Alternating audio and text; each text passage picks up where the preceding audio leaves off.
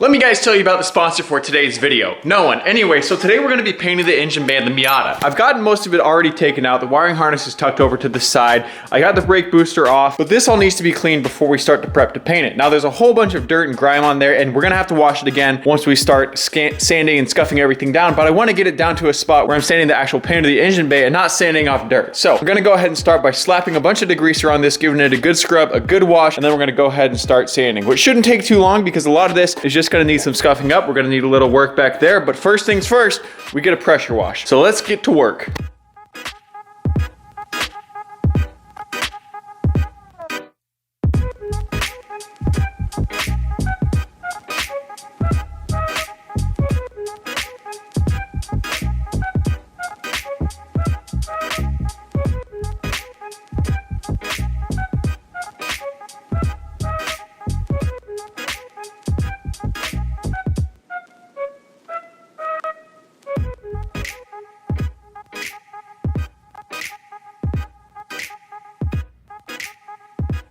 Got the engine bay cleaned up so much better. That was mostly to get subframe cleaned, all the grease off of it just from the years of buildup. So that's good. Glad I got that done. Now it's time to scuff the engine bay up to get ready for paint. And in this bucket, I have a 600 grand sandpaper, 600 grand, LOL, I wish. 600 grit sandpaper that we're going to be used to scuff everything down. Now I painted engine bays before and they're a lot more forgiving than painting the exterior of a car because there's so many like nicks and curves and everything that if you mess up in one area, it's not as big of a deal. And on the other plus side, this paint isn't going to be exposed to the elements. It's not going to be continuously washed, and a lot of it's going to be hidden by a lot of other components. So the reason I'm saying this is it can be a little intimidating to go out of engine bay and be like, crap, I don't feel like I could sand every little nook and cranny. The point of it is just do the best you can in the sanding phase.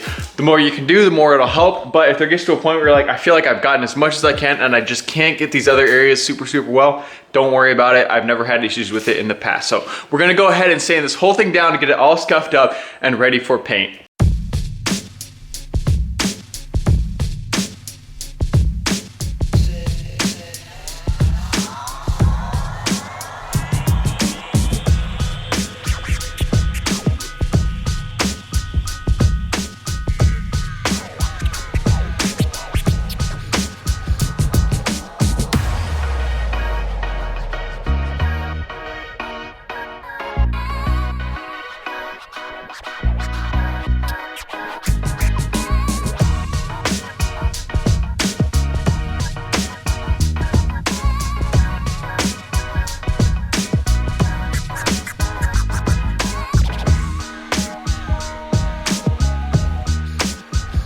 All right, with the engine, let me take my telephones off. All right, I have the engine bay sanded now and it's looking really solid, like it's about ready to go for paint. But there's a few things that we need to do beforehand that go beyond just the engine bay. So the next step that I'm going to need to do for the engine bay is that I'm going to need to take isopropyl alcohol and rub down everything one last time, and then I'll be able to tape everything up and then paint it. But before we do that, we're actually gonna do a little bit more prep for some more paint because we're doing more than just the engine bay. I very briefly mentioned it, but we're going to be doing the door jambs and the trunk jam as well. Now the reason we're doing this is because we're gonna have to paint the entire car a different color since these don't match anyway, and paint is like awful condition back there. So it's all going to need a respray. Now the reason we're doing this now and not when we paint the car is because my painting setup isn't here where I live. It's somewhere else. And so I don't have the ability to take my Miata and tow it to get it painted over there. And there's also a second reason. The second reason is because, no spoiler alert, I'm painting the engine bay black if I haven't mentioned that already, and it's gonna look really good with the offset of the engine. And I'm going to do the door jambs the same way. So a combination of I want the engine bay black and we don't have the ability to use the paint booth to use the normal color means that we're going to be doing the door jambs, the trunk jambs, and the engine bay all the same color black. TLDR, I need to prep the door jambs and trunk jambs for black paint as well. So let's go ahead and do that now.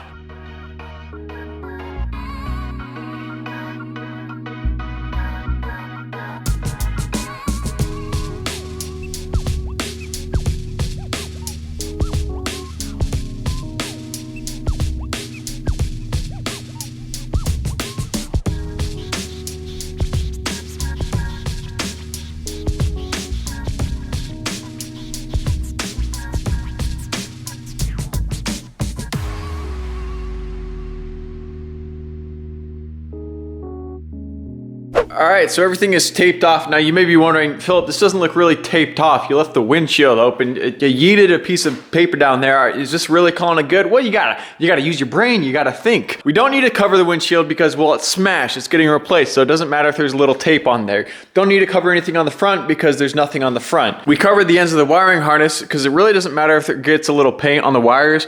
Plus, this entire corner is going to be covered up by a whole bunch of extra sensors and stuff, so it's not as much of a concern. Same on this side. I don't mind if the master cylinder turns black or any of these hoses and lines turn black. That's totally fine. I've covered off any of the areas that I need to see through, and again, capped off the ends of the sensor, so that's fine. On the inside, I threw down a paper, and it's not even to save the carpet because I'm about to pull the carpet out to clean it. It's actually just to save the amount of tools that I have hiding underneath there because I'd rather not paint those black. And on the back, there's not even a need for tape here. I only covered the gas cap, and that's really it. And does it even matter if it gets on this paint? Well, no, because we're going to sand all this down anyway, so any overspray is just going to get sanded off before we paint the actual car. Long story short, there's actually no need to do a whole bunch of extra work, which is making this really nice. So, time for me to go ahead and hit the sack, come back tomorrow morning, wipe down with the alcohol, and then get to painting. It's gonna take most of the day to get it done, which is a-okay, because I'm excited to see this turn in black. Making good progress. Making good progress. All right, let's go.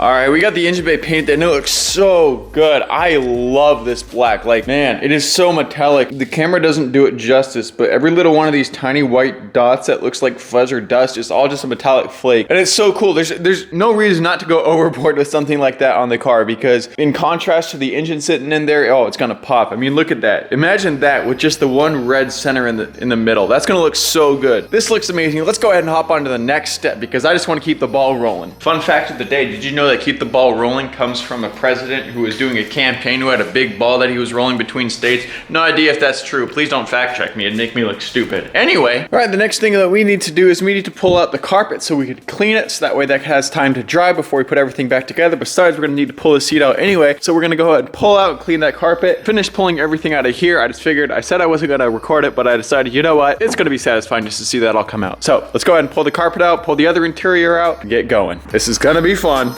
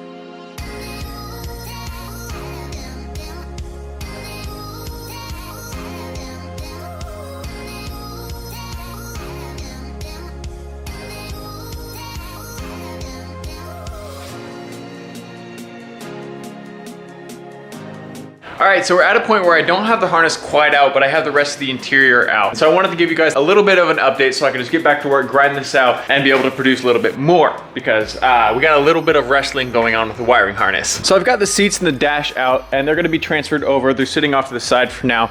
But what I need to do now is I need to finish getting the wiring harness off. I'm not quite done yet. I've got this side disconnected from the engine bay. I'm at a point though where I'm getting the ECU disconnected, and I wanna be able to just put it over there. So there's this plate that sits on top of it, and this plate essentially sits right there with the ECU underneath. So for the sake of getting everything transferred over in a semi-organized manner, I want to be able to get that ECU in now. I'm going to go ahead and put it in, and while the carpet is continuing to dry out over behind me, I'm just going to start to transfer everything over. So the whole point of this update pretty much is to say that in addition to having the carpet cleaned, which actually looks really good now, I'm going to go ahead and start putting things back together. So I have the end goal of getting everything put back interior-wise in this car behind me and having the wiring harness wired to the engine bay. If I need to update you guys in between, I will, but that's the plan right now. Let's kind of just put our heads down and get to work and plan. So let's get to it.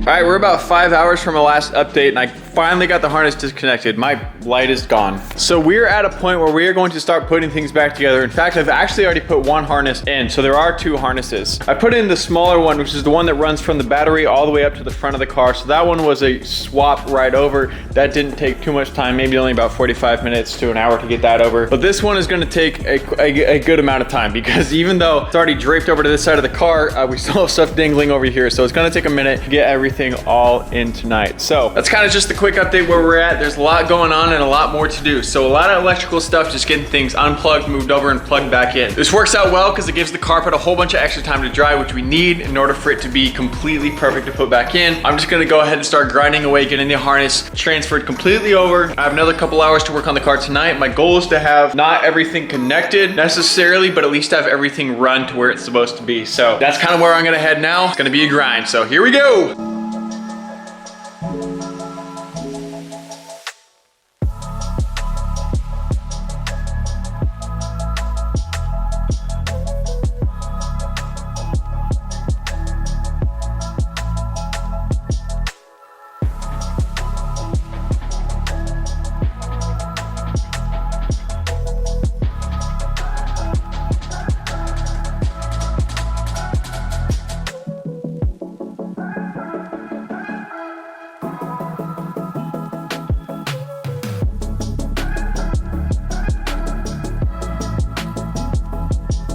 All right, well, I got the harness located to the right spot now, which is, man, that's like a huge exhale for me. I was nervous about it. This was honestly the thing I'm most nervous about is the wiring harness. Like more than the engine swap, more than anything else, honestly, it was just the wiring harness. And it wasn't as much remembering where to plug things in and whatnot. I haven't done that yet. I'm not worried about it. It's just the time it was gonna take to pull a harness. I've never pulled a harness before, and so I was nervous, just straight up. I was nervous that something was gonna go wrong and I was gonna dig myself a bigger hole than where I was at. And of course, we're not out of the woods yet. I still have to connect it, but this feels really good. So here, let me show you guys where we're at, because I think this is gonna be about it for tonight. I'll let you know here in a second. So again, nothing is plugged in yet. Everything has just been routed. So that huge mess that we took out of here has now gone into here. So all this stuff up in this top section here, that's going to go to the dash. The stuff in the middle here is gonna go to the center console. ECU is plugged in since the battery isn't connected, so it's the best time to do so because you never wanna plug in an ECU when the battery is connected. So that's ECU is plugged in, it's tucked away, everything is tucked on the side. We even have our door plugs are right there and ready to go.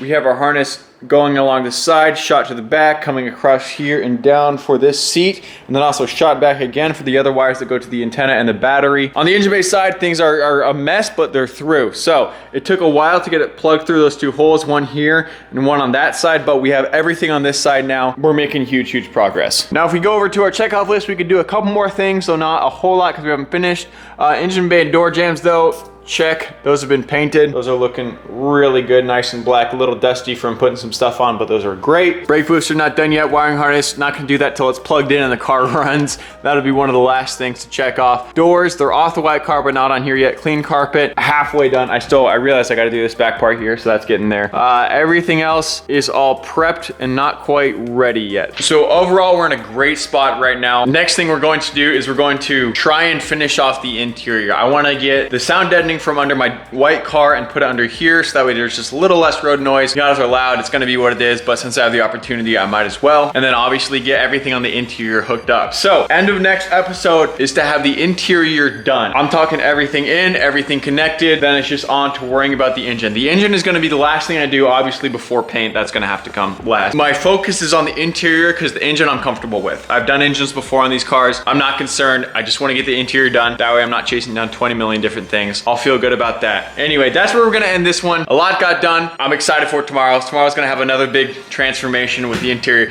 Super excited. Guys, please check out the links to my shop down below. These projects are taking a lot of work. I'd really appreciate any support that you can give. Even if it's just like, comment, subscribe, any of the normal stuff that I'd appreciate. You know what I mean. Thank you guys so much. I'll see you guys next time. Adios.